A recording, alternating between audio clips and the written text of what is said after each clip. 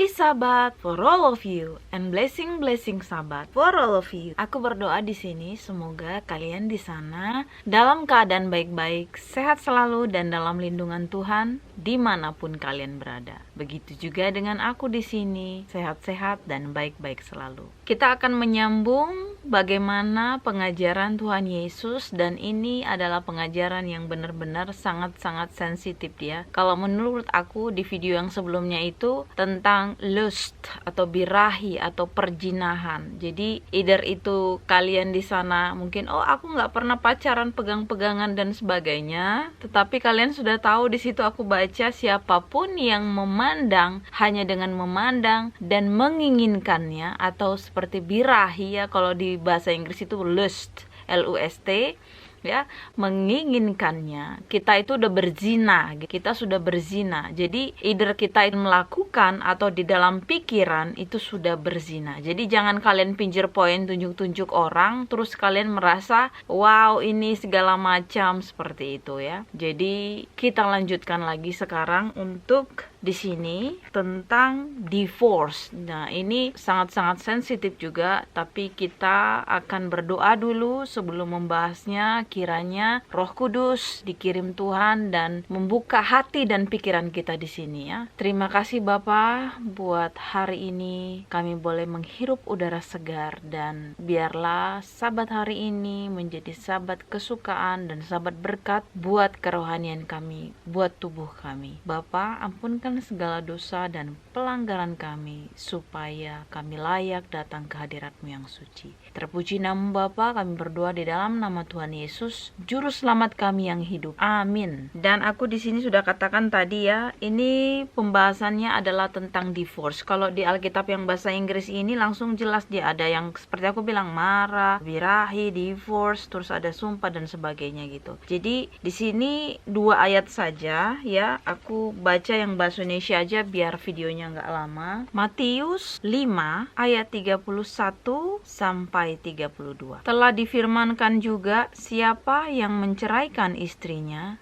harus memberi surat cerai kepadanya. Tetapi aku berkata kepadamu, setiap orang yang menceraikan istrinya kecuali karena zina, ia menjadikan istrinya berzina. Dan siapa yang kawin dengan perempuan yang diceraikan, ia berbuat zina. Jadi kalau mau dibilang di sini ya sama aja gitu loh. Jadi intinya nggak boleh bercerai aja. Memang ada di sini dibuat juga ya, kecuali karena zina. Tetapi setelah dia diceraikan pun, kalau si perempuan ini kan juga berlaku pada si laki-laki. Karena kan seperti kembali lagi aku bilang, Tuhan itu menyelamatkan manusia. Manusia itu perempuan dan laki-laki, bukan sama barang-barang gitu loh. Jadi kita ini manusia itu perempuan dan laki-laki, berlaku aja semua. Bercerai kan pasti perempuan dan laki-laki. Jadi either dia siapapun yang mau menikah dengan si perempuan atau si laki-laki yang bercerai, bukan karena maut memisahkan, itu sudah berzina. Makanya kalau ada bilang, oh kami nggak berzina katanya kayak gitu. Halo, itu tadi ini balik lagi, ini balik seperti yang aku bilang tadi, yang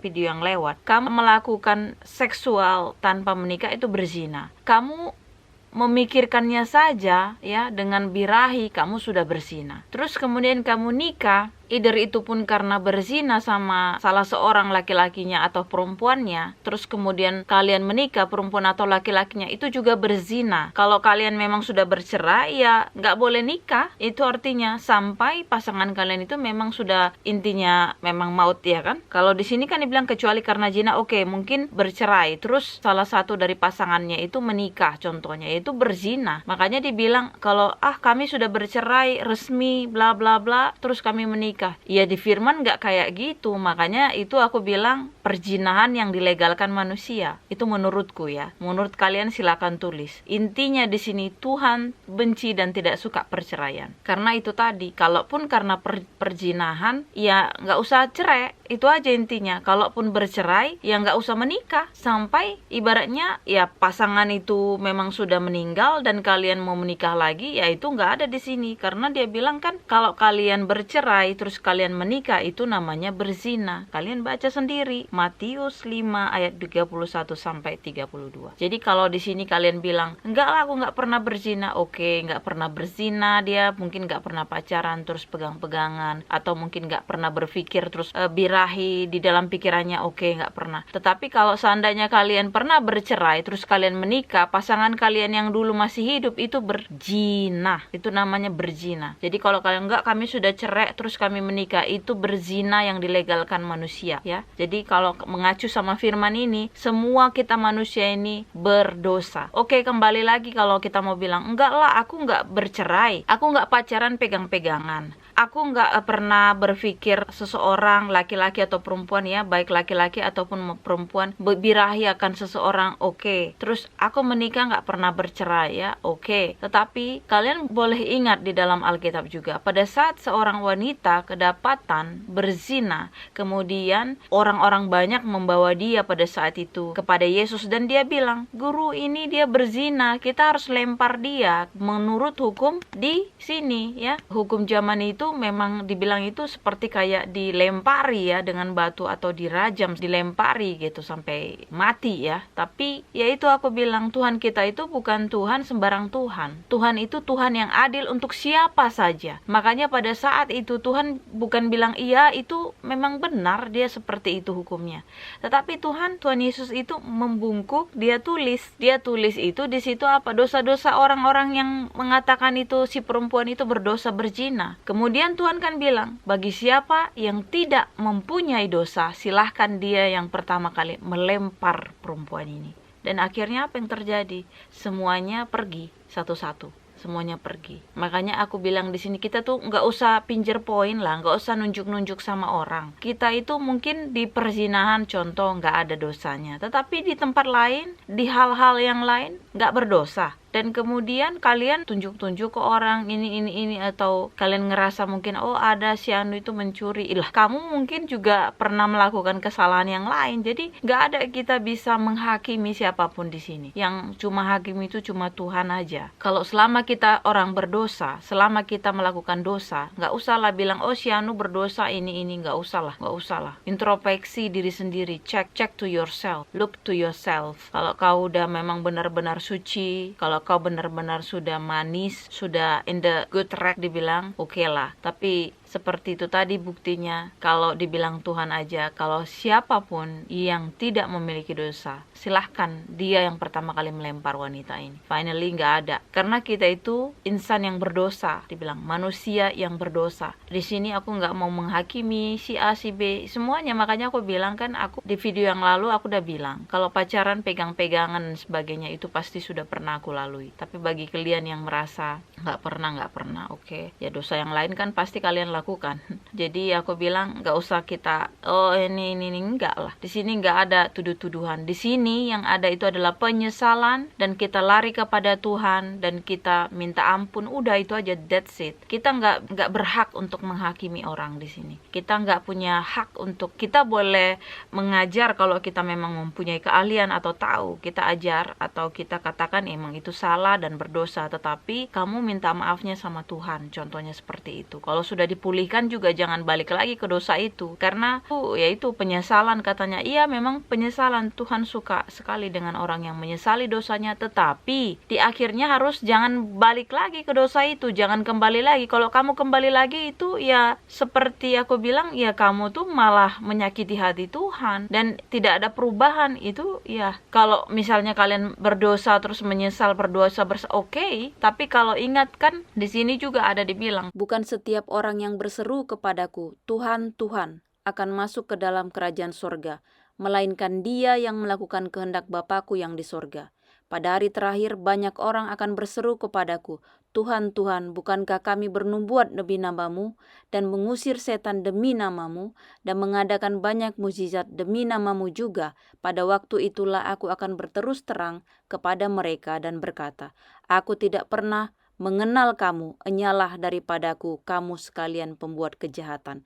Matius 7 ayat 21-23. Kalau udah pintu kasihan tertutup, udah waktunya udah finish, udah kita karena nggak tahu kedatangan Tuhan itu seperti pencuri katanya. Kita nggak tahu pagi, siang, besok atau lusa, kita nggak tahu tahun depan, kita nggak tahu. Persiapkan dirimu. Jadi pada saat kamu udah terbiasa, nanti aku berdosa, terus nanti aku minta ampun, berdosa, nyesal, minta ampun, nggak bisa lah kayak gitu. Pada saat timingnya tepat, oke. Tapi kalau pada saat kamu nggak ada waktu lagi, pintu kasihan tertutup, Tuhan hanya bilang, aku tidak mengenal engkau, enyahlah kau. Barulah kita mengerti arti yang namanya pertobatan yang sesungguhnya. Jadi bukan salah, habis itu nyesal, bertobat, bikin lagi. Salah, bertobat, ya itu namanya tuman kata orang ya. Jadi kita bertobat dan tinggalkan katanya. Bertobat dan meninggalkan ya dosa itu tadi. Jangan ibaratnya kita bilang itu, jangan mau jatuh di lubang yang sama. Ya kalau misalnya kamu mau lagi, itu namanya ya aku nggak tahu lah, kalian sebut,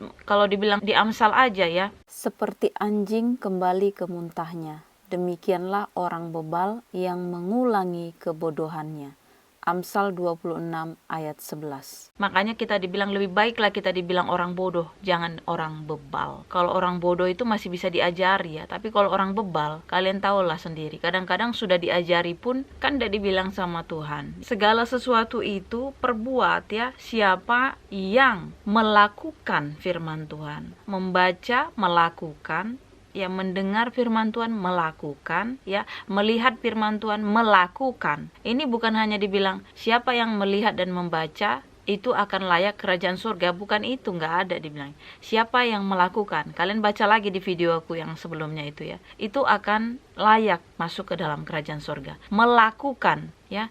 Jadi Tuhan itu pentingnya melakukan, bukan dibilang NATO, no action, talk only, atau omdo omong doang. Jadi kita cuma nanya ngomong, tapi nggak ada kita melakukan firman Tuhan. Di sini kita harus melakukan firman Tuhan. Aku bilang aku bukan orang suci, aku banyak melakukan kesalahan dan dosa, tetapi kalau kalian sudah dipanggil Tuhan, sudah mendengarkan firman Tuhan, tinggalkan. Kalau untuk pengakuan dosa kalian, seperti aku bilang, masuk ke dalam kamar, kunci pintunya, kalian bertelut sama Tuhan, berdoa sama Tuhan, minta ampun sama Dia, dan kemudian setelah kalian dipulihkan Tuhan, jangan buat dosa itu lagi. Udah, itu aja. Kalau misalnya kalian melakukan lagi, itu kalian menyakiti hati Tuhan. Jadi ya kalau udah berkali-kali, tapi kalian harus ingat seperti aku bilang, jangan sampai pintu kasihan tertutup. Jangan sampai ibaratnya udah kiamat kalian masih langsung dosa, kalian pikir besok nyesal terus bertobat. Jangan sampai waktu selesai, jangan waktunya Tuhan sudah datang kalian kocar-kacir. Persiapkan diri dari sekarang, baca firman Tuhan, bukan aku saja. Ini pagi-pagi bangun tidur langsung baca firman, cari Tuhan. Yang pertama cari Tuhan. Either kalian gak punya banyak waktu, kalian cuma hanya berdoa dalam hati aja lah. Gak apa-apa, sambil nyanyi, sambil ya kalian melakukan aktivitas, doa. Ya, karena kita mungkin kamu bilang, Uli kamu gak punya anak, aku banyak anak gini. Gak apa-apa sambil ngurusin anak ya. Sambil ngurusin anak kalian, terus nyanyi-nyanyi firman Tuhan, gak apa-apa gitu. Atau lihat YouTube ini gitu, sambil kalian juga bisa teringat akan namanya pengingat. Aku sendiri aja nih ya, kalau lagi aku lemah, atau aku buka channel YouTube yang bisa menguatkan aku. Khotbah-khotbah itu ya, firman-firman itu kita butuh ya setiap hari ya. Sama kayak makan, gak cukup hanya sehari aja, biar besok harus makan juga kan. Seperti itulah, harus dikasih terus. Kalau kalian gak, sama kayak baterai, harus dicas terus. Ya kalau udah kosong nggak bisa lagi gitu loh. Nggak berfungsi lagi nanti. Jadi dia kalau ada hal-hal itu tadi, kalau ada pencobaan, ujian, kita udah gagal karena nggak ada persiapan. Makanya aku bilang setiap hari persiapkan dirimu. Either itu pun kita udah tergeletak ya, jatuh, tapi kalau kita masih di dalam firman itu, yakin aja Tuhan pasti nolong. Aku berkali-kali aku bilang, aku juga di sini bukan enak-enak, bukan yang banyak sekali pergumulan, banyak sekali masalah, tapi aku hanya bilang seperti dibilang si Simon, Tuhan, aku sudah melakukan ini, aku sudah melakukan itu, tapi karena Kau yang suruh. Aku bilang aja gitu, jadi aku pun bertahan, aku pun menjalani, aku pun kuat aku bilang gitu ya dalam doaku itu. Karena kalau mengandalkan daging kita ini nggak sanggup ya. Oke, sampai di situ ya. Ini sekali lagi aku bilang, firman Tuhan ini mengingatkan kita ya, di sini tidak ada mau penyudutan atau menghakimi orang-orang. Yang penting aku berkata kepada kalian, siapapun yang masih melakukan dosa, jangan tunjuk-tunjuk ke orang, oh si anu melakukan ini dan sebagainya. Nggak usah kayak gitu. Penghakiman hanya milik Tuhan. Penghakiman hanya haknya Tuhan. Inilah doa dan harapan kita. Kita berdoa ya. Terima kasih Bapa untuk firman-Mu. Biarlah Bapa kami menjadi terang-terang-Mu, menjadi garam-garam-Mu. Ampuni kami dengan segala banyak dosa, walaupun apapun itu Tuhan, karena kami adalah orang yang lemah. Kiranya Engkau yang kuatkan. Engkaulah hakim kami yang adil. Engkaulah Tuhan di atas segala Tuhan dan Raja di atas segala Raja. Bapa, sepanjang hari ini Engkaulah ya Bapa yang menyertai kami. Apapun yang kami lakukan kiranya itu menyenangkan hati-Mu, bukan menyenangkan hati kami. Di dalam nama Tuhan Yesus yang menjadi juru selamat kami yang hidup. Amin. Terima kasih, sampai di sini dulu firman Tuhan dan besok kita sambung lagi. Tuhan memberkati. Amin.